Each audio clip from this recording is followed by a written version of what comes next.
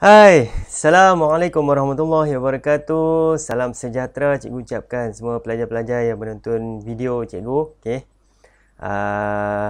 Selamat kembali, alright, di penghujung persekolahan tahun 2020 ni. Okay. Kelas hari ni kita akan masuk di bahagian pembacaan lagi. Okay. Yang mana hari ni kita akan tengok yang pertama adalah kaedah pembacaan. Ada 5 kaedah pembacaan. Yang kedua, kita akan mengenal pasti apa kesan-kesan sampingan bila kita gunakan satu baja kimia. Yang kedua, kita gunakan baja organik. Apa kesan sampingan yang berlaku pada tanaman dan juga persekitaran kita lah. Okay? Itu yang akan kita tengok. Yang ketiga kita akan tengok adalah berkaitan dengan nutrien lah. Okay? Kepentingan nutrien kepada tumbuhan. Okey. Itu 3 benda tu. 3 benda yang penting dalam topik pembacaan. Okey. Jadi tanpa membuang masa, jom kita masuk kelas. Let's go. Boom.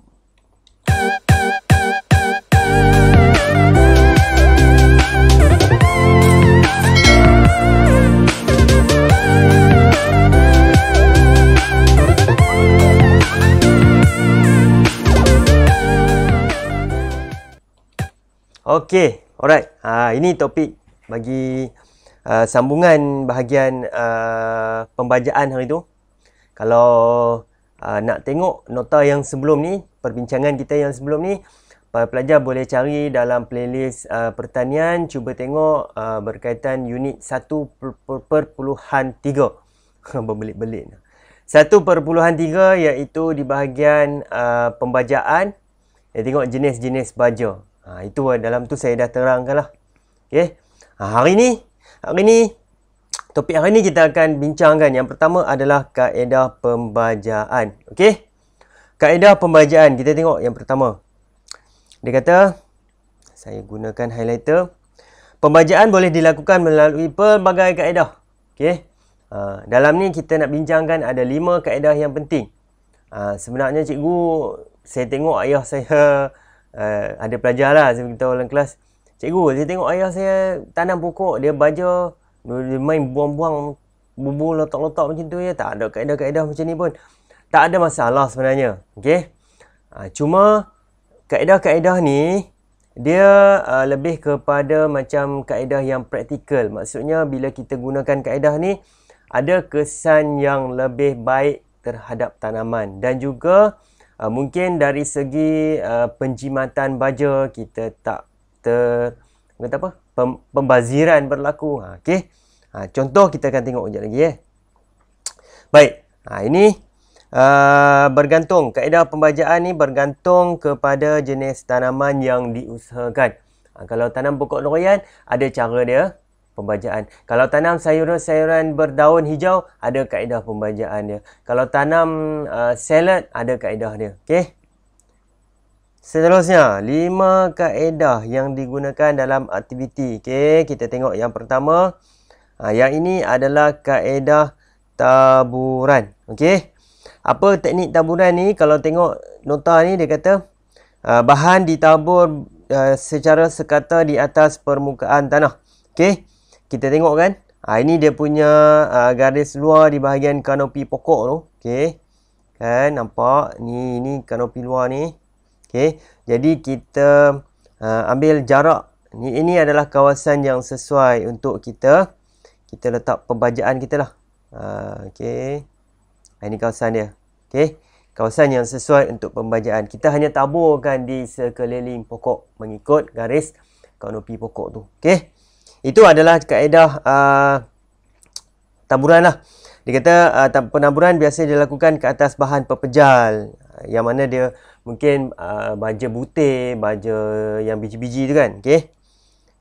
Baja boleh diletak sekeliling pangkal pokok selepas pokok berumur 3 hingga 4 minggu. Jangan letak terlalu awal. Baru tanam seminggu kita dah letak di pangkal. Jangan. Kita takut pokok tu ada kesan yang buruk. Okay. Baja kimia kalau kita tahu dia bersifat panas kan. Okey. Nanti pangkal pokok lecur dan sebagainya sampai pokok tu akan mati, tak sempat membesar. Okey. Cara pembacaan ini dikenali sebagai pembacaan permukaan dan melibatkan penggunaan baja nitrogen. Okey, kalau kita ingat balik, kalau nitrogen selalunya adalah baja tunggal. Contoh yang baja urea kan. Baja murid potasi ni. Ini adalah baja tunggal lah ni. Sorry. Kalau murid potasi bukan nitrogen. Sorry nitrogen lebih kepada urea lah. Alright. Jadi ditabur lah sekali ni. Cuma risikonya bila kita tabur kat sini, kena-kena tak tahu hujan. Jadi pembaziran berlaku lah. Sebab tu baja tu dialirkan sampai ke mana-mana dibawa, tak sempat menyerap masuk ke bahagian akar. Jadi berlaku pembaziran. Okey, yang kedua, teknik alur. Teknik alur ni sama juga. Dia ambil kanopi di bahagian luar sekali. Okey. Kemudian dia kata baja pepejal letak dalam alur dan dikambus semula. Ini alur yang dibuat. Okey, alur yang dibuat. Diletakkan dalam tu, baja letak tu, kemudian kita kambus semula. Sesuai untuk tanaman yang mudah rosak bila tersentuh dengan baja. Okey. Alright. Yang ketiga, ini lebih kepada kaedah pocket. Kita gali dia. Jadikan dia semacam poket kecil ni sekeliling pokok. Letak baja dalam tu, kemudian kita kambus. Itu adalah kaedah pocket. Kenapa kita letak di bahagian hujung kanopi tu? Dia kata bahagian ini merupakan zon akar yang aktif. Kan kita belajar bahagian akar. Kalau tingkatan 5 lah, tingkatan 4 mungkin belum lagi. Masuk di bahagian fisiologi tumbuhan nanti akan belajar bahagian akar. Dia ada bahagian-bahagian zon akar yang aktif untuk penyerapan. Jadi sebab tu kita letak di bahagian hujung-hujung. Di bahagian hujung kanopi ni lah. Okey. Dan yang keempat, kaedah semburan. Ini kaedah semburan. Kita sembur. Ini lebih kepada kaedah tanaman-tanaman sayuran yang saiz kecil lah. Yang kaedah-kaedah yang tadi tu lebih kepada tanaman buah-buahan kan. Okey. Disembur untuk merawat kekurangan nutrien tertentu, khasnya mikronutrien. Okey, ini kaedah semburan. Ada juga yang ini kalau manual lah, ada yang letakkan guna motor, pump dan sebagainya. Okey. Dan yang kelima, ini memang famous. Kenapa famous? Ini selalu digunakan dalam fertigasi. Namanya adalah kaedah titisan, iaitu pemberian baja berbentuk cecair terus ke pangkal pokok. Contoh ini adalah sistem fertigasi. Okey. Baik, itu adalah 5 kaedah yang perlu pelajar tahu, hafal dan ingat apa benda kaedah-kaedah yang tersebut tu. Okey, kebaikan penggunaan. Kita tengok kesan penggunaan baja. Ada kesan penggunaan baja organik, kesan penggunaan baja kimia. Kalau untuk baja organik, dia kata yang pertama membaiki keadaan tanah. Okey, keadaan tanah dapat dibaiki. Maksudnya nutrien-nutrien daripada organik punya baja tu kita boleh baiki lah. Yang kedua, dia kata meningkatkan kadar penyerapan dan pegangan air. Maksudnya bila baja organik tu terurai, okey, dia dapat membantu untuk lebih kepada struktur tanah. Yang ketiga, menambahkan kandungan nutrien dalam tanah. Yang keempat, menambahkan mikrob. Mikrob ni, contoh mikrob adalah macam cacing. Okay? Jadi bila organik, bahan organik kita dah tahu, maksudnya dia akan menambahkan mikrob dalam tanah lah. Mikrob ni bagus sebenarnya untuk kita pengudaraan yang baik pada tanah kita. Jangan kata tanah tu banyak cacing, tanah tu tak elok. Bukan. Okay? Sebenarnya ada kebanyakan keadaan-keadaan tanah, kalau tempat yang cacing banyak tu adalah tanah yang macam subur lah, baik untuk tanaman. Dan yang kelima, meningkatkan ketersediaan nutrien. Okey, yang ini pelajar boleh baca sendiri kalau tengok dalam buku teks pada muka surat 60-63. Okey, kebaikan penggunaan baja kimia yang pertama ada 3 ya. Kesan dengan cepat, kesan tindak balas dengan cepat. Letak baja kimia dalam masa seminggu 2 minggu memang kita dapat nampak lah, kita punya pokok tanaman kita memang cepat je berbanding dengan baja organik. Yang kedua, membekalkan nutrien yang khusus. Baja organik kita tak tahu, kadang-kadang mungkin kandungannya adalah macam kita buat daripada tanam sayuran ataupun kita buat daripada buah-buahan, kita tahulah kan. Setengahnya dia datang macam kita buat organik daripada sisa ladang sebagainya, kita tahu dia punya kandungan nutrien. Tapi kalau baja kimia, kita dapat tahu dengan jelas. Kalau urea, kita tahu dia adalah nitrogen. Okey, dan yang ketiga, menambahkan nutrien dalam tanah. Kita tahu tanah kita apa kekurangannya, kita boleh letak baja supaya nutrien dalam tanah tu ditambah. Okey.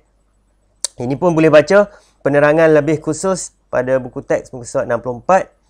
Kita tengok kesan-kesan sampingan. Okey, kesan sampingan. Ada 4 kesan sampingan untuk baja organik. Alright. Yang pertama adalah dia menggalakkan pertumbuhan rumpai. Rumpai ni kalau kita tengok dia punya itulah macam lalang, macam rumput-rumput, macam lumut-lumut. Dia menggalakkan pertumbuhan. Sebab apa? Bahan organik mengandungi dia macam dia banyaklah bahan-bahan yang sebab dia tak proses kan. Dia hanya terurai.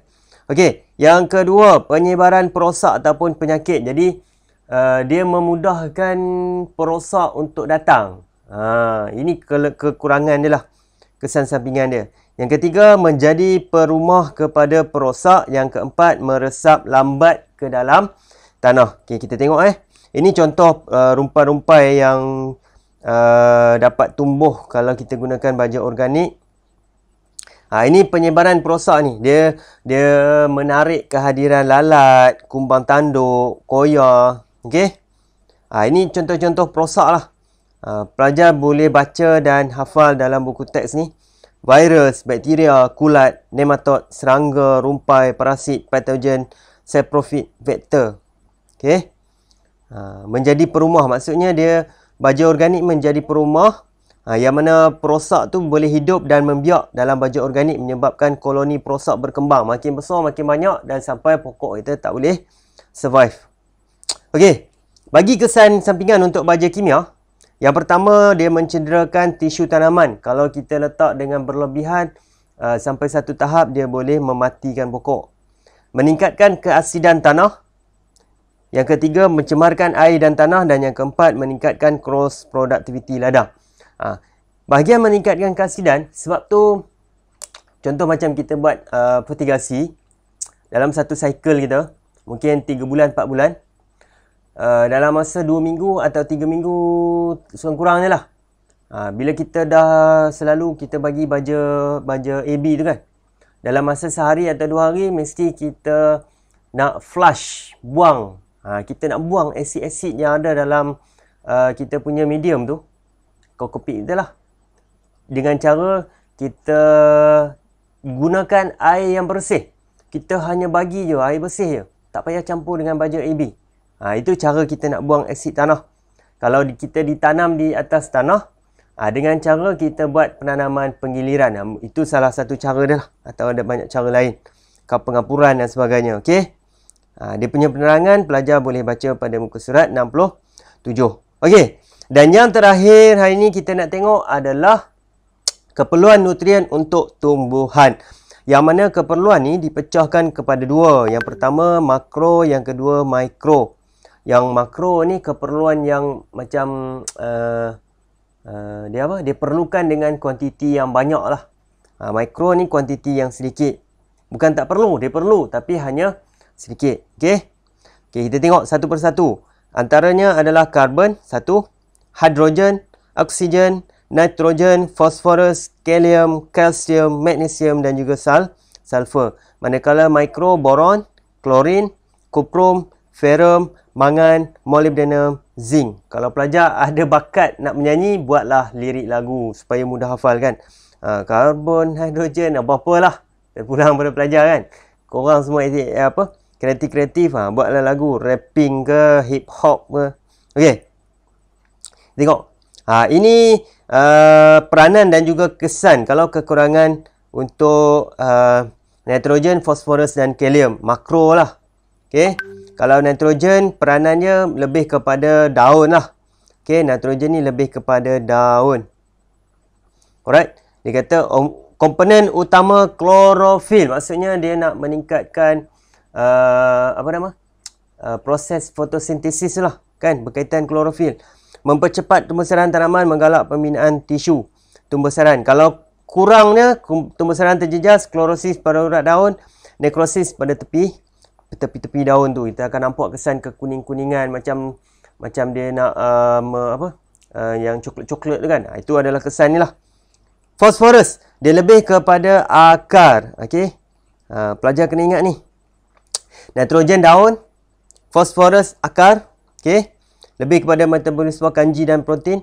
Kalau kurang dia akan berwarna merah atau ungu pada daun.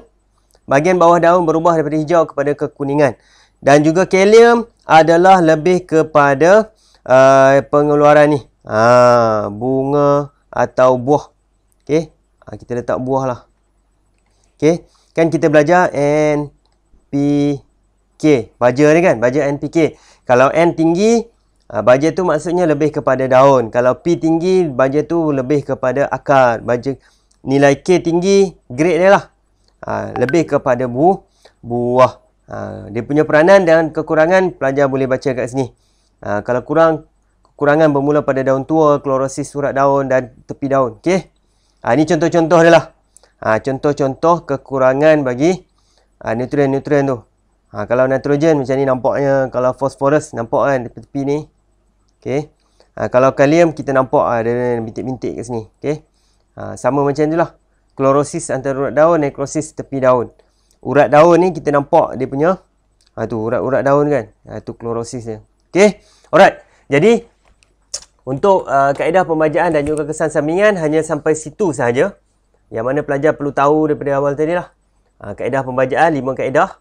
Kemudian pelajar perlu tahu kesan sampingan, baja kimia, baja organik, okey. Kelebihan kelemahan dia dan juga pelajar perlu tahu kesan kekurangan untuk bagi pembajaan baja makro dan juga baja mikro. Itu sahaja dalam topik kaedah pembajaan dan kesan-kesan pembajaan. Okey. Sekian dulu untuk kelas hari ini. Semoga pelajar dapat manfaat dan teruskan usaha belajar secara online. Jangan rusing, jangan risau. InsyaAllah kejayaan akan sampai kepada kamu. Okey. Sekian dulu. Semoga jangan lupa share video ni pada kawan-kawan yang ambil kelas pertanian. Dan kita jumpa lagi pada lain waktu, lain masa. InsyaAllah yang lemah, yang kurang tu datang daripada saya. Okey. Yang baik tu datang daripada Allah SWT. Sekian dulu. Saya mohon ampun dan maaf jika ada kekurangan. Assalamualaikum warahmatullahi wabarakatuh.